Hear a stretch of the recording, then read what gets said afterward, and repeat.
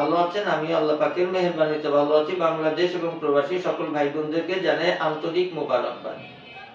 হঠাৎ যদি আপনার গলা ব্যথা হয়, সাথে সাথে যদি আপনার স্বর বসে যায়, গলা ব্যথার স্বরভঙ্গ যেটাকে বলে, যদি হয় তড়িৎ গতিতে 2-4 মিনিটের মধ্যে আপনার ঘরে বা আপনার বাড়ির আশেপাশে রয়েছে এই গলা ব্যথার স্বরভঙ্গ নিরাময়ের মেডিসিন, বিশ্বমানের মেডিসিন, আল্লাহর কুদরতি মেডিসিন।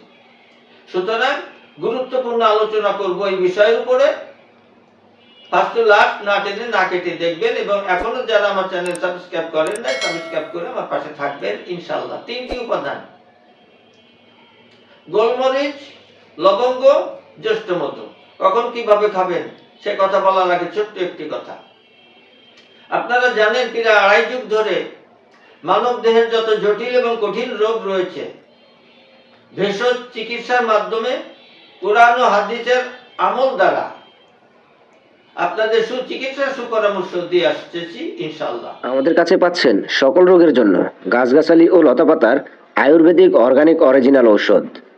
তাই আপনার শরীরকে চাঙ্গা ও সুস্থ রাখতে আজই অর্ডার করুন, অথবা যে কোনো পরামর্শের জন্য হুজুরের সাথে যোগাযোগ করুন নিচের স্ক্রিনে দেওয়া এই নাম্বারে।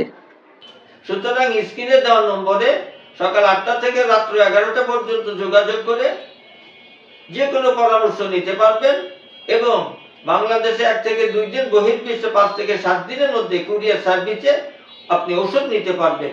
আপনার গন্তব্যে ওষুধ চলে যাবে ইনশাআল্লাহ। আপনি জ্যৈষ্ঠমধু নিবেন চা চামচের 4 ভাগের 1 ভাগ, গোলমরিচ গুঁড়া নিবেন চা চামচের 4 ভাগের 1 ভাগ, এবং লবঙ্গ নিবেন চা চামচের 4 ভাগের 1 ভাগ গুঁড়া। এই 3টা মিশ্রণ করে 1 কাপ চা বানিয়ে খেয়ে ফেলুন। জাল দিতে হবে না। আপনি ফুটন্ত গরম পানিতে এটা ছেড়ে দিয়ে নাড়াচাড়া দিয়ে যখন কুসুম গরম থাকবে তখন খেয়ে ফেলুন, সকালে বিকালে, প্রয়োজনে 3 বার। আর যদি গুঁড়া না পান, গুঁড়া কিনতে গেলে তো ভেজাল, আপনি গুঁড়া করে নেবেন। তা না হলে এই 3টা দ্রব্য একসাথে থেতো করে, পরিমাণ মতো থেতো করে গরম পানির ভিতরে 2 মিনিট ভিজিয়ে রাখুন। চিনি দিবেন না, অবশ্যই চিনি দিবেন না। হ্যাঁ, প্রয়োজনে মধু দিতে পারেন। এইভাবে যদি আপনি 2টা দিন খান,